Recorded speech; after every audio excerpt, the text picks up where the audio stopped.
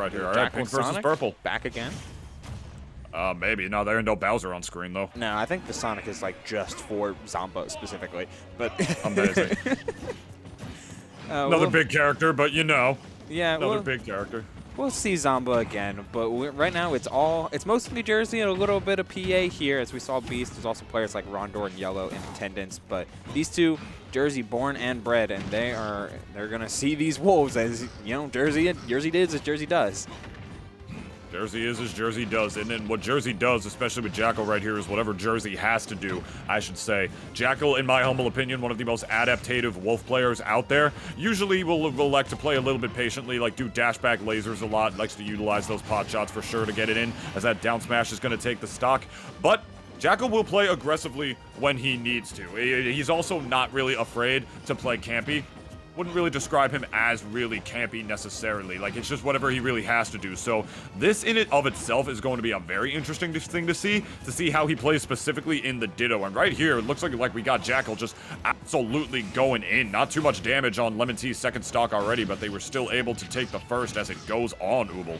I swear, Wolf's forward tilt doesn't work for Jakal specifically more often than any other Wolf I see. It's really unfortunate, but that hold down from LemonTea, as they have sneakily taken not only a lead, but a stock lead, but also a very solid percentage one at that. There goes the stock, but when you're able to put up 60% on your opponent's second stock without dropping yours, you're feeling pretty good at your position in the early game. It's just a matter of how are you able to limit the amount of interactions that Jakal gets information from? Because some of these you can really boil down to some just wolf basics and not give away too much of your hand. But the more that Jakal, the longer these games go and the more that Jakal is able to supply some of that long wolf experience, then things can get worse and worse for LemonTea little by little and bit by bit.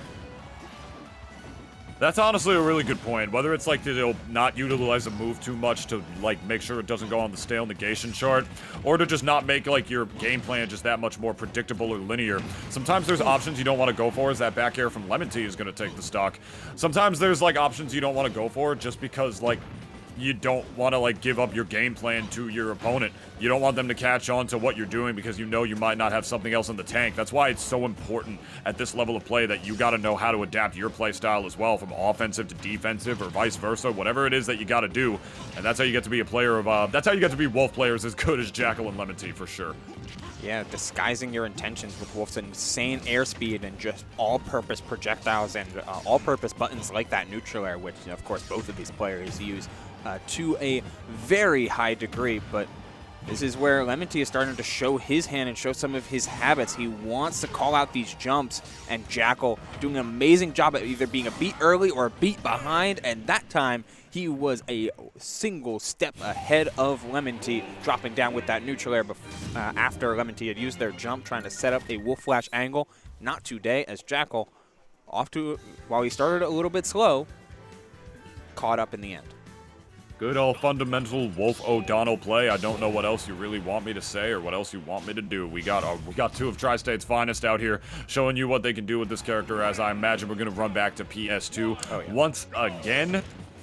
So let's see what these two players are capable of. I definitely want to see what LemonTea's adaptation is going to be on his end. Like, he definitely likes to play a little bit more of like a grounded offensive neutral, as opposed to like some other Wolf players for sure who like to just sort of take advantage of like the broken hitboxes and such, but kind of reminiscent a little bit like a Sheik player. Not that LemonTea has ever played that character, but you know, we're just gonna have to see what he's able to do in this game number 2. He plays like a Fox player. It's more about juggles, it's about like grounded setups, it's utilizing your speed to create a vortex rather than just the individual true combos that Wolf does have as well, given fair into back air and all of that great stuff.